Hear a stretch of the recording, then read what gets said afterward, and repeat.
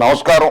అందరూ బాగుండాలి, అందులో మీరుండాలి, మీ కుటుంబ సభ్యులు ఉండాలి, మీ బంధుమిత్రులు ఉండాలి, నేనుండాలి, నా కుటుంబ సభ్యులు ఉండాలి, బంధుమిత్రులు ఉండాలి, సమాజం ఉండాలి, ప్రపంచం ఉండాలి. దయచేసి మీరు చూస్తున్న యూట్యూబ్ ఛానల్ని సబ్స్క్రైబ్ చేయండి, బంధుమిత్రులకి షేర్ చేయండి, వారితోటి సబ్స్క్రైబ్ చేయించండి. చావుకి రేవుకి కేసులకి ఏమాత్రం భయపడకుండా ధైర్యంగా నిర్భయంగా నిత్యం నగ్న సత్యాలతో మీకు మరిన్ని మంచి వీడియోలు అందిస్తామని వాగ్దానం చేస్తున్న మమ్మల్ని మనసారా హృదయపూర్వకంగా ఆశీర్వదించండి, దీవించండి. తెలుగు ప్రజలారా, తస్మాత్ జాగ్రత్త. నూతన సంవత్సరం వేడుకలు ఇంకా సంబరాలు జరుపుకుంటూనే ఉన్నాం మనందరం.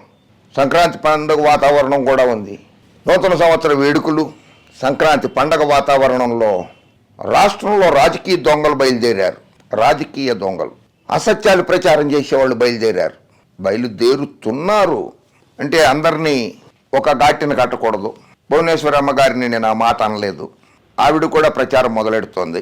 నిజం గెలవాలి యాత్ర మధ్యలో ఆపేశారు ఆవిడ. అది మళ్ళీ ఈ రోజు నుంచి ఆవిడ ప్రారంభిస్తున్నారు ఉత్తరాంధ్రలో. స్పందన ఎలా ఉంటుందో చూద్దాం మనం కూడా. తెలుగుదేశం పార్టీ అధినేత నారా చంద్రబాబు నాయుడు సతీమణి భువనేశ్వరి బుధవారం నుంచి 3 రోజుల పాటు ఉత్తరాంధ్ర జిల్లాల్లో నిజం గెలవాలి యాత్ర చేపట్టనున్నారు. స్కిల్ డెవలప్మెంట్ కేసులో చంద్రబాబు అరెస్టుతో మనస్తాపానికి గురై చనిపోయిన వారి కుటుంబాలను ఆమె పరామర్శించనున్నారు. ఈ నెల 3న విజయనగరం, 4న పార్వతీపురం, మన్యం, శ్రీకాకుళం, 5న విశాఖపట్నం జిల్లాల్లో భువనేశ్వరి గారు పర్యటిస్తారని ఆ పార్టీ నాయకులు మంగళవారం వివరాలు వెల్లడించారు. సరే, మధ్యలో ఆపేసినటువంటి నిజం గెలవాలి యాత్రకి శ్రీకారం చుట్టారు ఆవిడ. మృతుల కుటుంబాలని ఓదారుస్తారు. అమ్మ, వారికి పరిహారం కూడా చెల్లించండి అమ్మ. చంద్రబాబు నాయుడు గారు నా దగ్గర 1,00,000 కోట్ల రూపాయల ఆస్తులు ఉన్నాయని చెప్పి ఆయన నంద్యాలలో బహిరంగ సభలోనే ప్రకటించారు. ఒక ఓటును 5,000 రూపాయలు పెట్టి కొనగల శక్తి నాకు ఉన్నదని చెప్పి ఆయన ప్రకటించారు. చాలా సొమ్ములు ఉన్నాయి మీ దగ్గర, దయచేసి ఆ మృతుల కుటుంబాలని ఆదుకోండి అమ్మ. ఇకపోతే అరాచకాలను అంతమొందించగా రా కదలిర్రా 5వ తేదీ నుంచి భారీ బహిరంగ సభలు. 5వ తేదీ నుంచి, జనవరి 5వ తేదీ నుంచి ఏపీలో వైకాపా అరాచక పాలనపై ప్రజల్లో చైతన్యం తీసుకొచ్చేందుకు. అరాచక పాలన చేసింది చంద్రబాబు నాయుడు గారు. రాక్షస పాలన చేసింది చంద్రబాబు నాయుడు గారు. ఇసుక అక్రమ రవాణా అడ్డుకున్నందుకు సొంత జిల్లా చిత్తూరు జిల్లా ఏర్పేడులో ఆ ఇసుక లారీని అడ్డుకుంటే ఆ లారీని అడ్డుకున్న వారి మీద నుంచి 7 మీద నుంచి తీసుకెళ్ళిపోయి వాళ్ళ మృతికి కారణమైంది తెలుగుదేశం పార్టీ.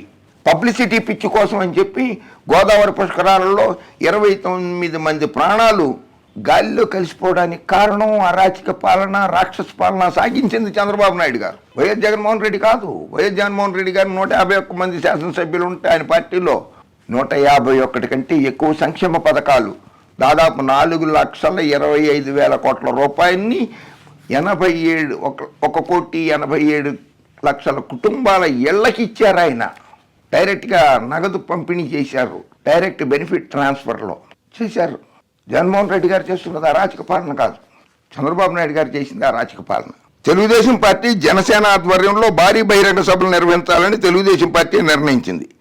రా కదలిరా పేరుతో ఈ నెల 5 నుంచి 29 వరకు 22 లోక్సభ నియోజకవర్గాల పరిధిలో ఈ సభలు నిర్వహిస్తుంది. 22 నియోజకవర్గాల పరిధిలో నిర్వహిస్తుందిట జనసేన అండ్ తెలుగుదేశం పార్టీ కలిసి.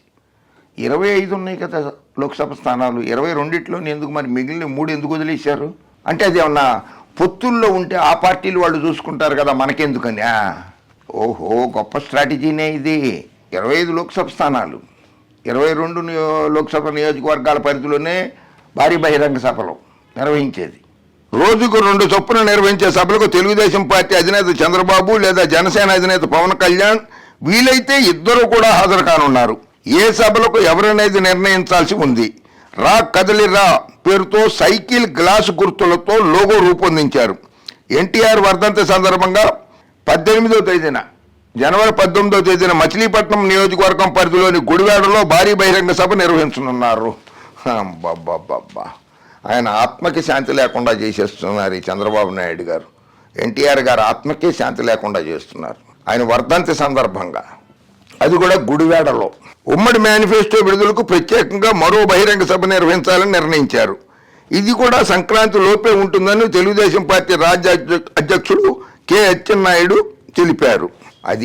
దానికి మళ్ళీ మేనిఫెస్టో విడుదలకు ఇంకోటిట గతంలో మేనిఫెస్టో ఉమ్మడి మేనిఫెస్టో కాదు అది. తెలుగుదేశం పార్టీ 600 హామీలతో మేనిఫెస్టో విడుదల చేసింది. 600లో కనీసం 60 కాదు కదా 6 హామీలను కూడా అమలుపరచలేకపోయింది.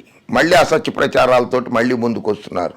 ప్రజలారా గమనించండి, తస్మాత్ జాగ్రత్తగా ఉండండి ఈ రాజకీయ నాయకులతోటి, ఈ అసత్యాలు ప్రచారం చేసే రాజకీయ నాయకులతోటి. రా కదలిరా రా తెలుగుదేశం పిలుస్తోంది రా. ఇవన్నీ ఎన్టీ రామారావు గారు స్లోగన్స్ అవన్నీ. 4 నుంచి జై హో బీసీ, ఇదొకటి మళ్ళీ జై హో బీసీ. ప్రభుత్వ అరాచకాలను ఎత్తి చూపితే కేసులు పెట్టి అరెస్టులు చేసి జైళ్లలో పెడుతున్నారు. బీసీలకు పైసా ఖర్చు పెట్టడం లేదు. బీసీలకు పైసా ఖర్చు పెట్టకపోవడం ఏంటి?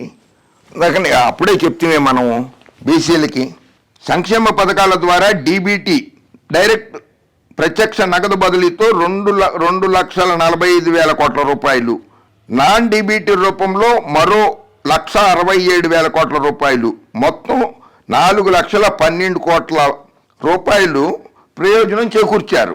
ఇందులో రాష్ట్రంలో 87% కుటుంబాలకు సంక్షేమాభివృద్ధి పథకాల ద్వారా ప్రయోజనం అందింది. అందులో 75% ఎస్సీ ఎస్టీ బీసీ మైనారిటీలకే. ఎస్సీ ఎస్టీ బీసీ మైనారిటీలకి అచ్చెన్నాయుడు గారు లబ్ధి చేకూరింది.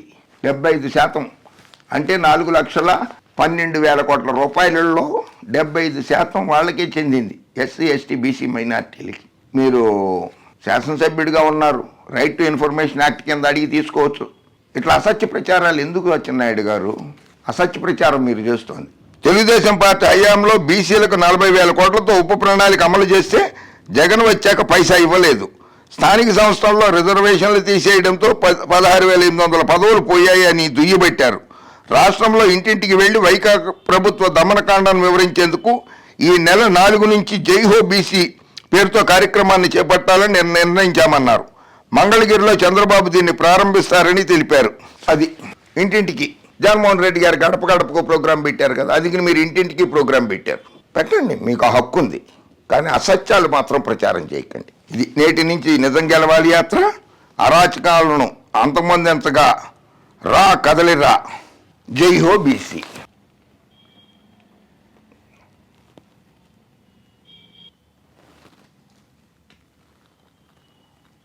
చేసే యాత్రలన్నీ కూడా జగన్మోహన్ రెడ్డి గారిని చూసి కాపీ కొట్టేనాయి.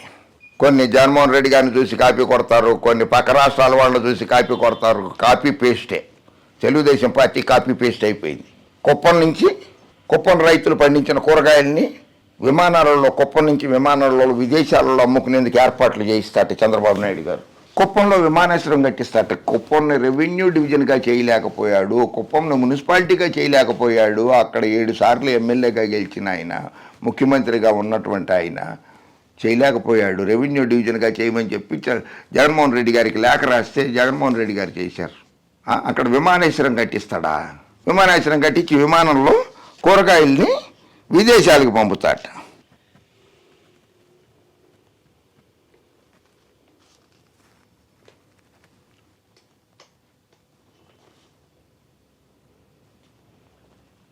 ఇంటింటికి వెళ్తామంటున్నారు కదా, ఇంటింటికి వెళ్ళి ప్రచారం చేస్తామంటున్నారు కదా అరాచక పాలన మీద. అలాగే అట వెళ్ళినప్పుడే ఈ పాంప్లెట్ ఒకటి తీసుకెళ్ళి వాళ్ళందరికీ ఇవ్వండి. అవినీతి అనకుండా చంద్రబాబు అని ఇచ్చేయండి. అమరావతి కాంట్రాక్టర్ల నుంచి ముడుపులు 119 కోట్లు. స్కిల్ డెవలప్మెంట్ స్కామ్ కుంభకోణం 371 కోట్ల రూపాయలు. ఫైబర్ గ్రిడ్ కుంభకోణం 284 కోట్లు. Amaravati inner ring road alignment కేసులో 2,000 కోట్ల రూపాయలు. అమరావతి అసైన్డ్ ల్యాండ్ కుంభకోణం 6,000 కోట్లు. విద్యుత్ ఒప్పందాలు 4,000 కోట్ల రూపాయలు. హైటెన్షన్ వైర్లది 380 కోట్ల రూపాయలు. విండ్ పవర్ టెండర్లలో 11,375 కోట్ల రూపాయలు. నీరు చెట్టు ప్రోగ్రాం కింద 12,400 కోట్ల రూపాయలు. పోలవరం ప్రాజెక్టు 1,000 కోట్ల రూపాయలు అవినీతి జరిగింది. రిక్షాల్లో టన్నుల కొద్ది ఇనుము తీసుకొచ్చి దించేశారట. ఆయన బంధువుల కంపెనీలే టెండర్లు చేసింది పోలవరం ప్రాజెక్టుకి.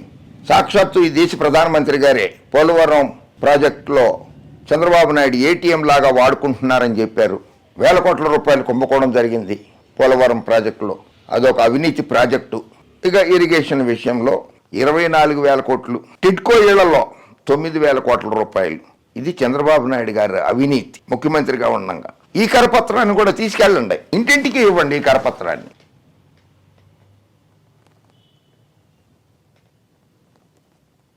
ఇంకా అమరావతి భూ కుంభకోణం చెప్పలా నేను.